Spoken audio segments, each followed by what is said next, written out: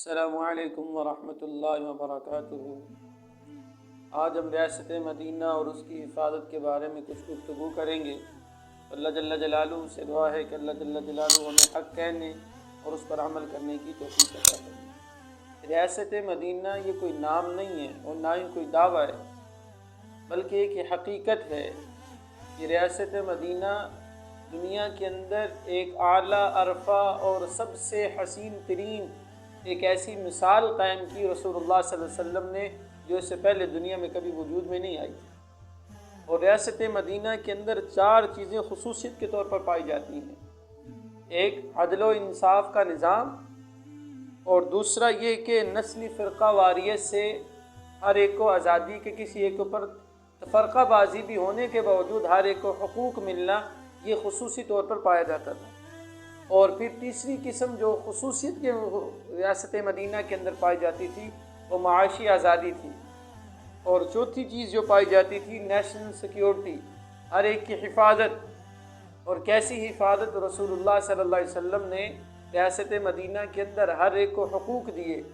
और आज हम रियासत मदीना का नाम लेते हैं, आज हमारी माँ बहन बेटी महफूज नहीं है।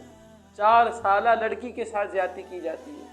और अभी तो मोटरवे का जो केस है वो अभी हमारे ज़ख्मों से कुछ दूर नहीं हुआ, तो उसके ज़ख्मों के ऊपर और नमक छिड़क दिया गया। तो भाई बच्ची को देखो, उसका क्या कसूर है? अभी तो उसके अंदर वो बालिग भी नहीं हुई, अभी तो वो इस चीज़ को जानती भी नहीं। इंसान कहने को दूर की बात, वो दरिंदा कहलाने का भी हकदार नहीं। लेकिन मैं उस अफसर को सलूट करता हूँ और उसकी बेटी को भी सलाम करता हूँ, जिसने अपने आप को पेश किया और अपनी बेटी को पेश किया। भाई रियासत मदीना का दावा करने वाले कहाँ हैं वो लोग? ज़रा सोचें कि मेरी भी बेटी हो, और अगर आपकी बेटी के साथ ये अमल हो। लेकिन अफसोस से कहना पड़ता है, कोई एक भी उसके घर नहीं गया कि बेटी ये हमारा जुर्म है।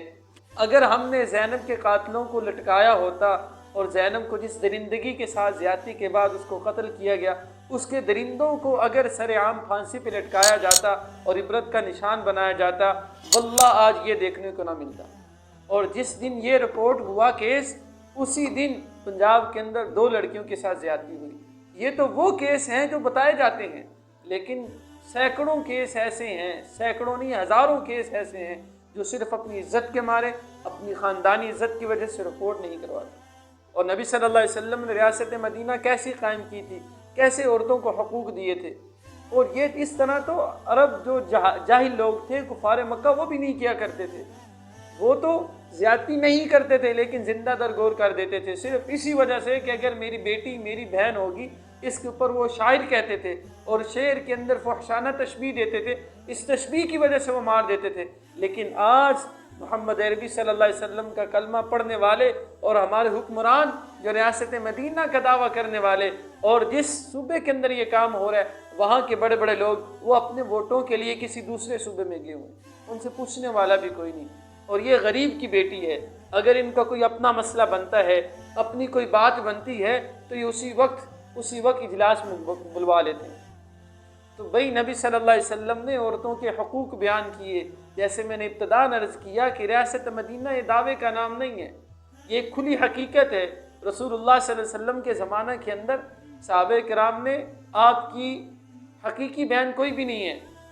हलीमा सादिया रज़ियल्लाहु तआला अन्हा की एक बेटी थी जिसका नाम शीमा था, और आप सल्लल्लाहु अलैहि वसल्लम के साथियों ने उनके साथ जब एक जंग हुई तो उनके कुछ लोग कैदी होके आ गए।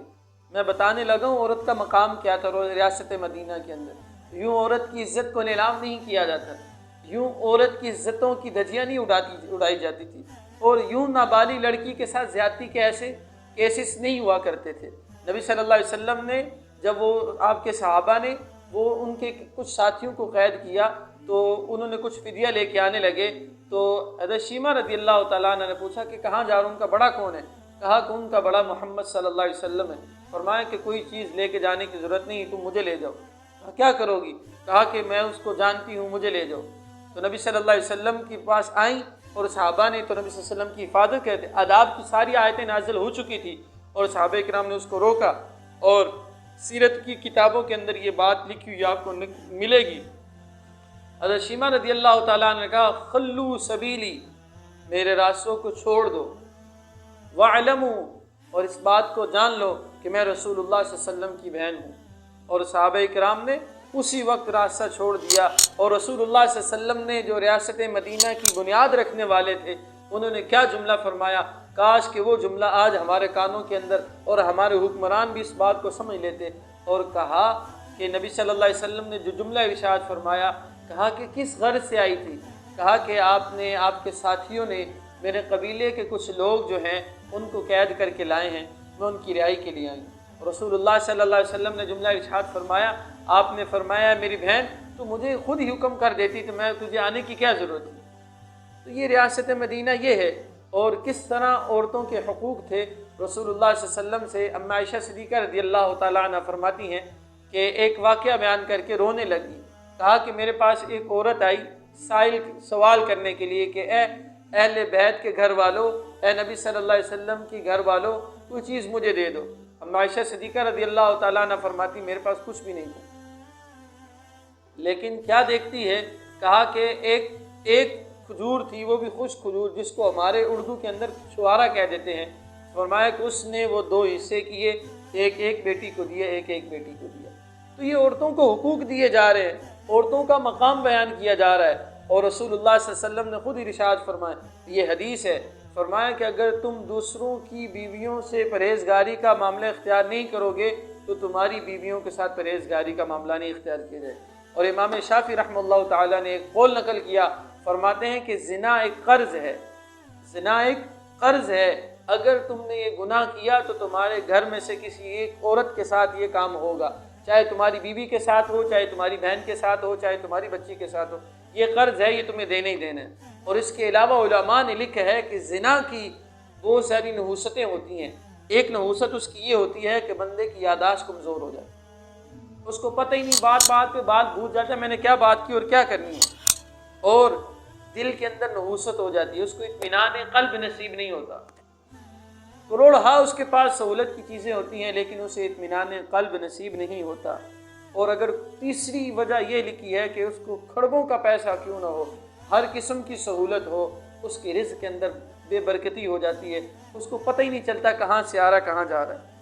और सबसे बड़ी बात कि नेक लोगों के बारे में इसके दिल के ऊपर नफ़रत हो जाती है, नेक लोगों का नाम सुनने से इसको नफ़रत हो जाती है, इसके दिल के अंदर बुग़्ज़ और कीना पैदा हो जाता है। तो भाई ये मेरी इल्तिजा है, ये मेरी इल्तिजा है हुक्मरानों से, और जो पैमरा तक ये मेरी बात पहुंचा सके।